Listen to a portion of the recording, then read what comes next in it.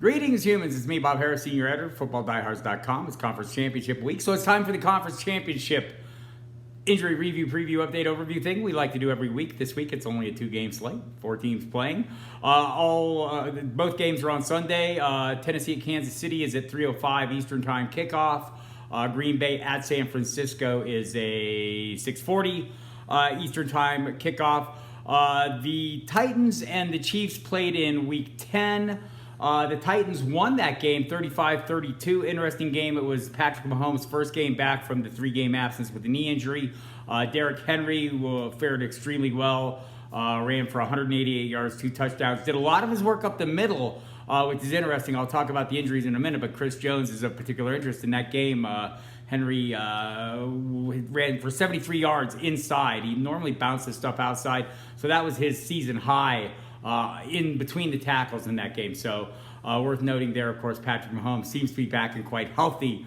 According to the Houston Texans, he's quite capable of leading that team to, let's say, 7 scoring drives in a row. So it'll be an interesting game. We'll get the injuries. The Packers were last in San Francisco in Week 12. It was not a good game for the Packers. It was a 37-8 loss. Aaron Rodgers was sacked 5 times. Remember, the 49ers just sacked Kirk Cousins 6 times last week.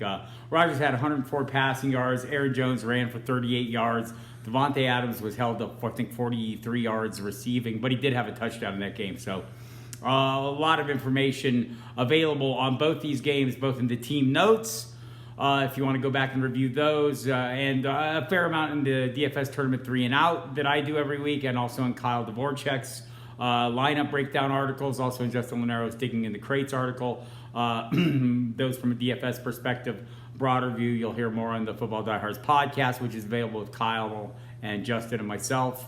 And Bobby Gomes and Kyle will be doing, they already did their Wednesday night roster build, and I believe they'll be doing a Sunday morning video as well. So plenty of information available. Let's jump into the injuries because, frankly, there aren't a heck of a lot. I think the bulk of them are for the Tennessee Titans, so I'll start there. Jayon Brown, linebacker, Jack Conklin, tackle, both those guys with shoulders, linebacker Rashaan Evans, wide receiver Cody Hollister, foot and ankle respectively, Adam Humphries, ankle, cornerback Adoree Jackson, foot, linebacker David Long, knee, all listed as questionable for this game.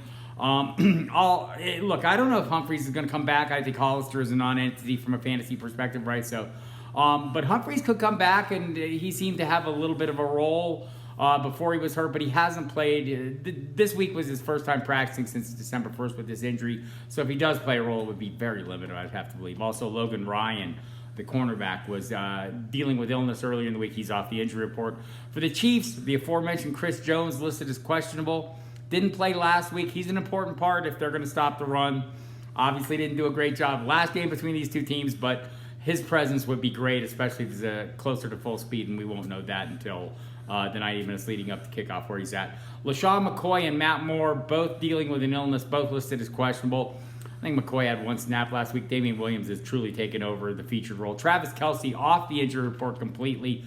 If you'll remember, he went into last week listed as questionable, dealing with a bruised knee, dinged his hamstring in that game, came back, played fine, 3-touchdown game, obviously, so no worries there, right? So he will go into this game off the injury report.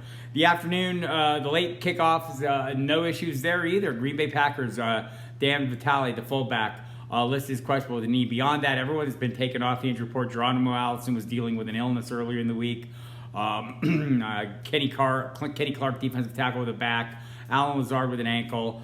Everyone else kind of were illness or rest-related absences early in the week. So everyone's off the injury report but Vital, so expect everyone to play.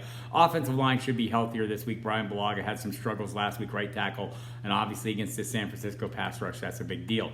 And that San Francisco pass rush will include Dee Ford, who is back, it seems, from his quadriceps and hamstring injuries. He missed a little practice early in the week, as did George Kittle, held out with ankle soreness on Wednesday. Everyone back on the field Thursday and Friday. Everyone were full participants, so everyone is good to go. Quan Alexander will play. Kittle, again, off the injury report. Tevin Coleman and Raheem Mostert, elbow and calf respectively, both off the injury report. Trying to figure out which of those guys is going to get the heavy portion of the workload. Seems dicey to me. Again, revisit my 3 and out column. You'll find out more on that situation. Look, I'm not saying you can't play Tevin Coleman. I'm not saying You should play Raheem Mostert. I'm telling you, it's a dicey situation, people, as you well know. So go ahead and read a little more on that if you want. I will have the inactive lists announcements in the 90 minutes leading up to each respective kickoff on the main page of the site in the news and views section, and also on the inactives page.